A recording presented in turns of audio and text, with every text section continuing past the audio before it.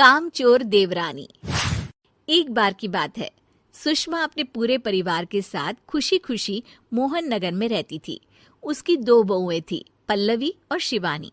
एक दिन दोनों बहुएं रसोई में काम कर रही होती है कि तभी उनकी सास सुषमा उन्हें बुलाती है। अरे बहू, जरा इधर तो आना। शिवानी, जरा जाकर देखना सासू माँ क्या कह रही हैं। दीदी आप ही देख लो ना जाकर, आपको भी तो सुनाई दे रहा है। अरे मैं आटा गूंद रही हूँ ना, तुम चली जाओ। हाँ तो मैं भी तो सब्जी काट रही हूँ ना दीदी। अरे बहू जल्दी आओ। ओफो, ये तो जाएगी नहीं। मैं ही जाकर देखती हूँ कि क्या करना है। पल्लवी सुषमा के कमरे में जाती है। जी मम्मी जी, क्या हुआ? शाम को घर पर कुछ मेहमान आने वाले हैं, तो तुम अच्छा सा खाना बना लेना बहू। ठीक है मम्मी जी, आप बता दीजिए क्या क्या बनाना है और कितने लोग आ रहे हैं। सुनील की मौसी जी और उनका पूरा परिवार आ रहा है। कुल मिलाकर 3 लोग और हमें मिलाकर हुए 9 लोग। तो अभी से ही तैयारी करना शुरू कर दो। और हाँ, घर की सफाई भी कर देना, हाँ अच्छे से। जी मम्मी जी, सब काम हो जाएगा, आप चिंता मत कीजिए। पल्लवी शिवानी को घर में मेहमान आने वाले हैं इसके बारे में बताती है। क्या 9 लोगों का खाना बनाना होगा, घर की सफाई करनी है? बाप रे, सासू माँ ने तो हमें घर की नौकरानी ही समझ कर रखा है। ऐसा नहीं बोलते शिवानी, हम इस घर की बहू हैं और घर के काम करना हमारा फर्ज है। दीदी तो है ही सासू माँ की चमची, जब देखो सासू माँ सासू माँ। मैं तो इतना सारा काम नहीं करने वाली। शिवानी कपड़े लेकर गमला साफ कर रही होती है और चक्कर आने का नाटक करने लगती है। मेरा सर चकरा रहा है। तभी वहां पल्लवी और सासू माँ जाते हैं। अरे बहू, क्या हो गया तुम्हें?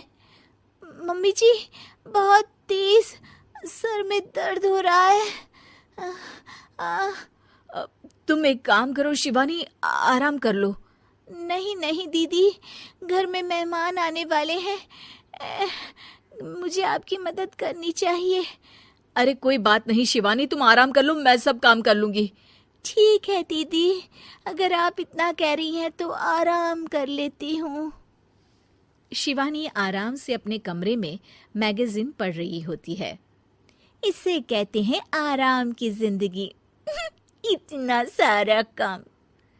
चलो सारा काम खत्म हो गया, शिवानी को देख आती हूँ। शिवानी अपने कमरे में ईयरफोन में गाने सुनते सुनते सो जाती है और उसके साइड में मैगजीन भी रखी होती है।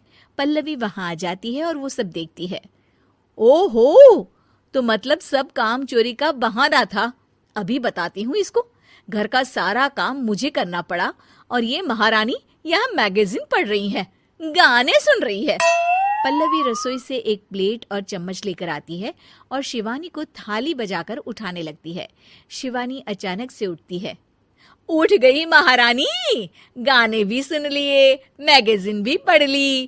तुम तो बहुत बड़ी झूठी निकली शिवानी। तुमने सर दर्द का बहाना बनाया ताकि काम करने से बच सको। हाँ बनाया बहाना, तो क्या करती, इतने सारे काम करती। मुझे कोई शौक नहीं है चापलूसी का। क्या चापलूसी?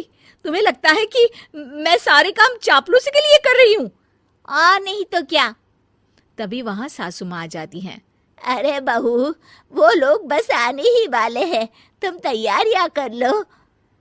जी सासू माँ, तुझे तो मैं बाद में देखती हूँ। सब खाना खाने बैठते हैं और खाना शुरू करते हैं। तभी सुनील की मौसी बोलती है।